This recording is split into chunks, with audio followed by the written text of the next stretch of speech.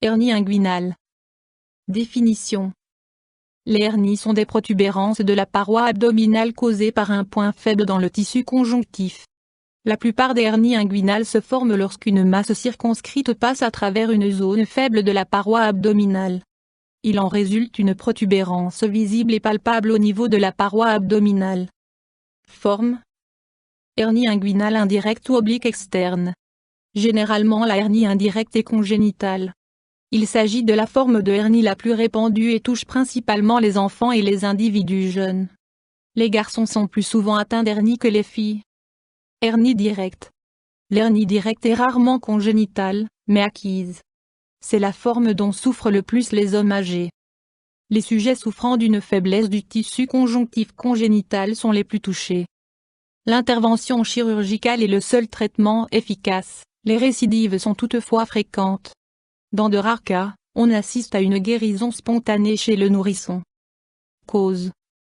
Hernie inguinale congénitale. Une hernie inguinale congénitale fait suite à la fermeture incomplète du canal péritonéo-vaginal. Des organes abdominaux peuvent alors passer par une protrusion du péritoine mal refermée et suivre le trajet du canal péritonéo-vaginal. La hernie peut aller jusqu'au scrotum chez les garçons et jusqu'aux grandes lèvres chez les filles. Normalement cette protrusion devrait se refermer avant la naissance. Hernie inguinale acquise. Comme son nom l'indique, cette hernie se forme plus tard. Les facteurs suivants augmentent le risque de hernie. Une hernie inguinale peut survenir en cas de faiblesse musculaire au niveau de points de contact avec des nerfs, des vaisseaux et du cordon spermatique. Intervention chirurgicale au niveau de l'abdomen. Faiblesse du tissu conjonctif congénital. Obésité. Augmentation de la pression au niveau de l'abdomen due à des vomissements, la toux, au port de charges lourdes, à la constipation chronique, à la grossesse. Tumeur du côlon, très rare. Troubles, symptômes. Généralement, grosseur visible et palpable dans la région de l'aine. Douleur lors du port de charges lourdes. Douleur en poussant. Souvent, pas de douleur, seulement un petit tiraillement au niveau de l'aine, irradiant souvent vers les testicules chez les garçons.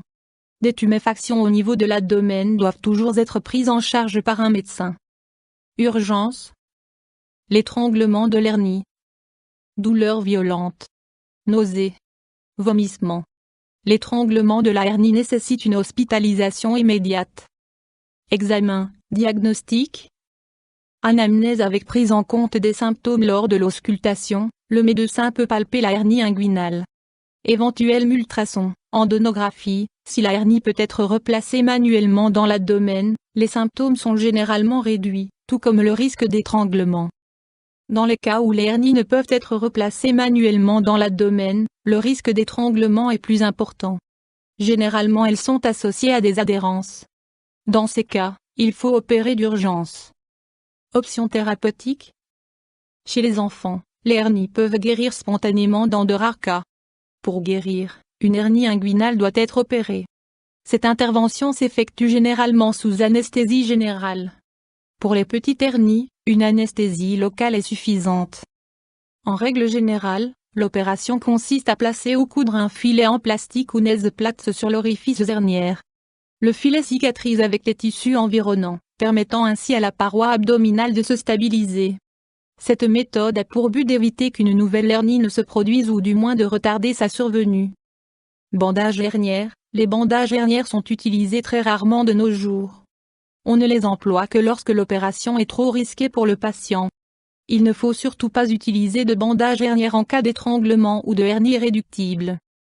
Étranglement de la hernie.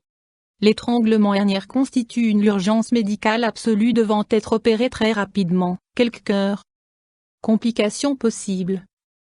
L'étranglement de la hernie constitue la complication la plus grave, nécessitant une intervention chirurgicale immédiate. En règle générale, les opérations d'hernie inguinale guérissent bien et sans complications.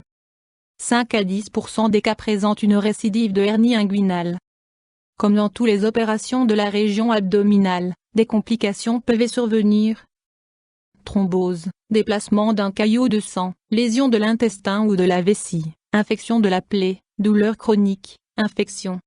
Grâce aux techniques actuelles et à la rigueur dont il est fait preuve, ces complications surviennent très rarement. Il est possible que le filet mis en place provoque une réaction de rejet, nécessitant son retrait. Chez les jeunes garçons et les hommes, il se peut que les cordons spermatiques soient divisés et le scrotum soit lésé. Ces complications sont toutefois très rares. Mesures préventives. Il est pratiquement impossible de prévenir l'hernie inguinale. Il est conseillé d'éviter les facteurs de risque autant que possible. Obésité. Soulever des charges lourdes. Pousser au moment des selles, les selles doivent donc avoir une consistance molle, grâce à une alimentation riche en fibres. En cas de faiblesse du tissu conjonctif congénital, il n'existe pratiquement aucun moyen de prévention, excepté d'éviter les facteurs de risque évoqués. Pour éviter les récidives, il est conseillé d'éviter de soulever des charges lourdes pendant 3 à 6 mois et d'éviter les facteurs de risque évoqués. Des récidives peuvent survenir malgré tout. YouTube Dr Alabé